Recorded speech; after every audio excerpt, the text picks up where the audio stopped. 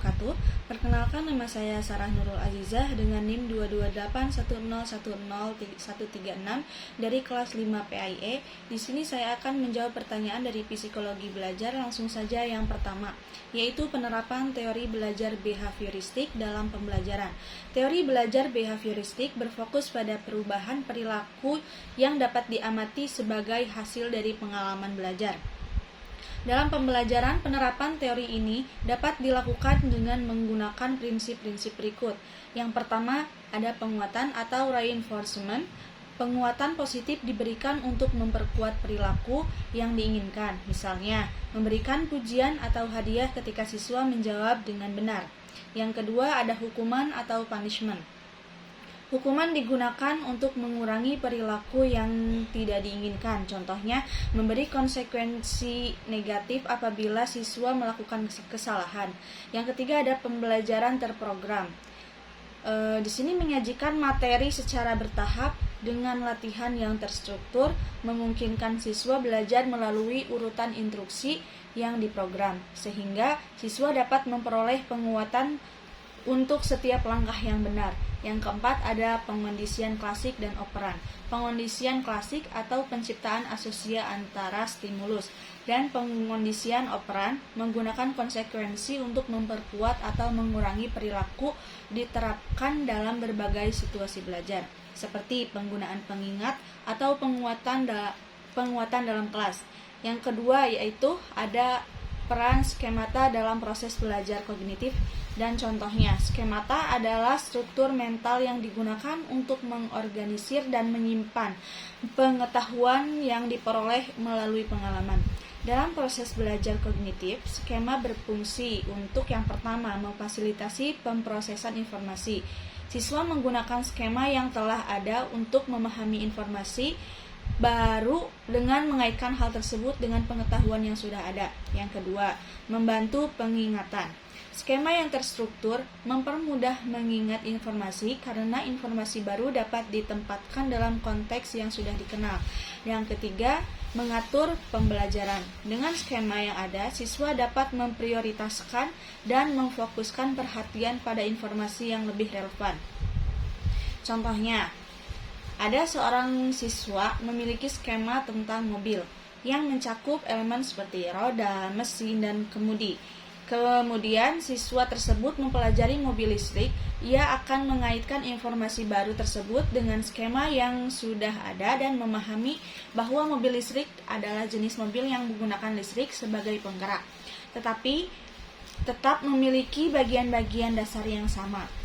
Yang soal ketiga, peran motivasi intrinsik dan ekstrinsik dalam meningkatkan hasil belajar. Motivasi intrinsik merujuk pada dorongan untuk belajar yang berasal dari dalam diri individu seperti rasa ingin tahu atau kepuasan pribadi dalam menguasai materi. Motivasi intrinsik meningkatkan kualitas pembelajaran karena siswa merasa tertarik dan menikmati proses tersebut. Misalnya, seorang siswa yang tertarik dengan ilmu pengetahuan akan berusaha lebih keras untuk memahami konsep-konsep sains tanpa mengharapkan hadiah luar. Yang kedua, itu ada motivasi ekstrinsik, merupakan dorongan untuk belajar yang berasal dari faktor eksternal seperti hadiah, pujian, atau nilai baik. Motivasi intrinsik dapat meningkatkan hasil belajar dalam jangka pendek, tetapi jika terlalu bergantung pada penghargaan eksternal, siswa mungkin kehilangan minat pada pembelajaran itu sendiri. Contohnya, memberikan hadiah atau sertifikat kepada siswa yang mencapai prestasi tertentu dalam ujian atau tugas. Soal keempat, analisis kasus siswa mengalami kesulitan memahami konsep karena tidak memiliki pengalaman belajar sebelumnya. Dalam kasus ini, kesulitan siswa dalam memahami konsep bisa disebabkan oleh kurangnya pengalaman atau pengetahuan awal yang diperlukan untuk membangun pemahaman baru. Teori belajar kognitif, khususnya teori skema, menjelaskan bahwasannya pengalaman belajar sebelumnya sangat penting untuk membentuk struktur mental yang memungkinkan siswa memahami konsep baru. Solusinya, yang pertama ada aktivitasi pengetahuan prasyarat. Guru dapat mengaktifkan pengetahuan yang sudah dimiliki siswa dengan memberikan pertanyaan atau kegiatan yang menghubungkan konsep baru dengan pengalaman yang relevan. Yang pertanyaan terakhir yang kelima yaitu strategi pembelajaran efektif berdasarkan teori psikologi belajar. Beberapa strategi pembelajaran yang efektif berdasarkan teori psikologi belajar antara lain yang pertama, pembelajaran aktif. Menggunakan metode yang mendorong siswa untuk terlibat secara langsung dalam proses belajar seperti diskusi kelompok, simulasi, atau eksperimen.